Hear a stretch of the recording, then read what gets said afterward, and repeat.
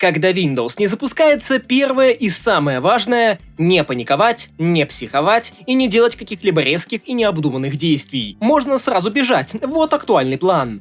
В большинстве своем, даже если Windows перестала запускаться, ваши личные файлы на диске никуда само собой не пропадают. Самая распространенная ошибка в такой ситуации — пытаться сразу же переустановить Windows или запускать всевозможные варианты восстановления, не понимая, что именно произошло и к чему это может привести. Хотя ладно, Windows сам себя не переустановит, да и встроенные средства восстановления иногда могут помочь. Все же не эпоха Windows 9X. Может быть, вы неоднократно встречали такую аббревиатуру, как Windows PE, или огромные образы с подобным названием и портативными инструментами внутри. Запускаешь, а там прям полноценный тулкит с кучей всякого крутого софта. В этом видео мы создадим свою собственную флешку с Windows PE, со своими порядками, инструментами и возможностями. Присаживайтесь поудобнее, наливайте себе чай, и прежде всего нужно уточнить, что вообще означает фраза «Windows не запускается». А ведь это может быть и черный экран, и бесконечная загрузка, и псот, или вообще цикличная перезагрузка. Причины этих поломок могут быть совершенно разными, и именно от них зависит, какие действия нужны, а какие лишь усугубят ситуацию. Самый правильный и безопасный первый шаг во всех подобных случаях — сохранить важные данные, хотя и это не всегда, нужно смотреть по ситуации. Например, если накопитель по техсостоянию на исходе, то любая операция копирования для него может стать последней. Вот, допустим, вставили флешку с образом. После загрузки в подобный образ ПК работает вне вашей установленной системы.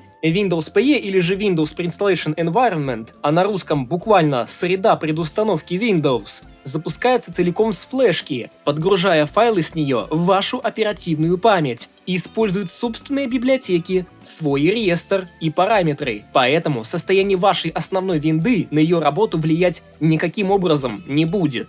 Диск в таком режиме не используется для старта системы и подключается как отдельное независимое хранилище. Даже если вы вытащите флешку или иной накопитель с PE-шкой, она будет дальше работать. И вообще мне даже стало интересно, когда у вас последний раз сломалась Windows и когда вы ее последний раз переустанавливали. Моя уже 4 года живет, с десятки еще на 11 обновлялся. А свой опыт расскажите в комментариях, интересно будет почитать. Давайте в качестве примера мы запустим вот этот образ. После его загрузки вы попадаете в интерфейс, который с высокой долей вероятности выглядит вам очень знакомо. На экране появляется рабочий стол, панель задач и все привычные элементы управления. Визуально это похоже на обычную Windows. Вероятно, именно так и было задумано по изначальной концепции, чтобы у пользователя не возникало ощущения, что компьютер запущен в чем-то чужом и непонятном. При этом Windows PE работает немного не так, как установленная система. Напомню, среда запускается целиком в АЗУ и существует до того момента, пока наш компьютер включен. Тут, кстати, есть нюанс, о котором лучше узнать заранее. Такие версии Windows автоматически перезапускаются спустя 72 часа непрерывного использования. И это, кстати, никак не настраивается. Такая вот защита, чтобы эту штучку все же не использовали как обычную Windows на постоянной основе.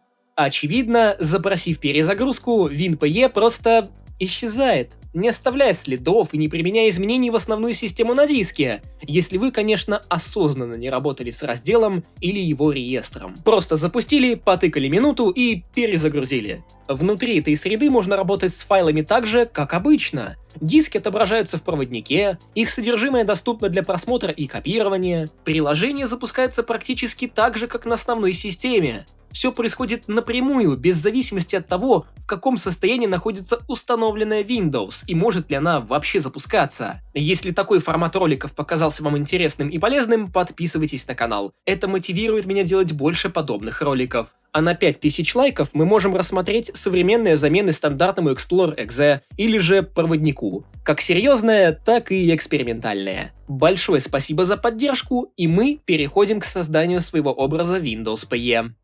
Есть два способа создать Windows PE. Скачать уже готовый шаблонный ISO, или если ничего не устраивает, создать его своими силами. Для этого видео мы последуем второму, и, кстати, именно этот вариант еще советует и сама Microsoft.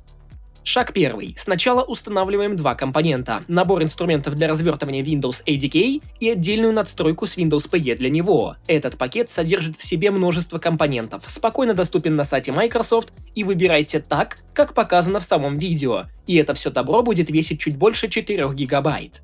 Думаю, это никак не страшно. После установки в меню «Пуск» у нас появляется ярлык на специальную командную строку для работы с образами и Windows System Image Manager. Нам нужно только первое и обязательно с запуском от имени администратора. Следующий очень важный момент часто упускают даже опытные юзеры. Версии ADK и WinPE должны совпадать и соответствовать вашей установленной версии Windows. Например, если у вас Windows 10, то ищите пакет строго для Windows 10. Если Windows 7, ищите именно под нее. А если Windows 11, догадаться несложно. Далее, вторым шагом, создаем рабочую папку, куда будут скопированы файлы WinPE, и подготавливаем папку для монтирования образа. Затем выполняем команду, которая раскладывает WinPE образ в папку монтирования так, будто это обычная папка с Windows. В этот момент образ открыт для изменений, и все, что вы сделаете внутри, можно будет сохранить обратно. Если вы планируете использовать программы, построенные на .NET и утилиты вроде Aumei Backupper, то следующим шагом перед добавлением программ мы подключим все необходимые компоненты, без которых большинство утилит, как уже можно догадаться, просто не запустятся. Такие зависимости находятся по этому длинному пути, которое не мешало бы сократить. И в этом нам поможет создание переменной внутри пользователя. Это можно сделать уже следующей командой. И наконец-таки добавляем поддержку WMI, .NET, PowerShell и HTA следующими командами. Полный список команд и получившийся образ будет выложен в моем телеграм-канале. А дальше будет то, что реально экономит нервы и время. Четвертым шагом мы добавим драйверы накопителей и контроллеров. NVMe, RAID, USB, сеть и тому подобное. Лишним не будет. Такое часто позволяет избежать ошибки, что WinPE каким-то боком не увидит наш диск или сетевую карту. Важный момент. Мы добавляем только подходящие драйверы под архитектуру WinPE. Обычно это AMD 64. И по возможности в формате INF. Exe-установщики сюда не подойдут. Если диск подключен по SATA ARCHI и WinPE его видит, то этот шаг можно пропустить. Но если включен RAID массив, Intel RST и прочие приколы, без драйвера WinPE может не увидеть накопитель вообще. Это как, например, вы переустанавливаете Windows, и на моменте с выбором накопителя установщик просит найти драйвер. В современных Asus как минимум такое точно есть. Эта команда встраивает драйверы в образ WinPE, чтобы они были доступны сразу при загрузке, еще до запуска проводника и программ. Разобравшись с драйверами, можно и добавить в WinPE наш желаемый софт. Winx Shell, PE Network, Crystal Disk Info, 7-Zip, Hardware Info, Hardware Monitor, CPU-Z, GPU-Z, Process Explorer, Autoruns, Proxmon и другие. Используем только портативные версии под 64-битную архитектуру. Для удобства создаем отдельную папку, например, Tools, и копируем туда утилиты вместе со всеми их файлами и папками. При этом нужно помнить, что копировать программы в System32 не особо желательно. Имена файлов задаем сразу так, как планируем запускать их внутри нашего будущего WinPE, чтобы потом не искать, что и где лежит. Также необходимо создать файл WinPE shl.ini в System32 и уже вписать вот такие данные. Этот файл хранит команды, которые должны быть исполнены после старта нашего PE. В нашем случае мы просто запустим Winx Shell или же кастомную оболочку рабочего стола.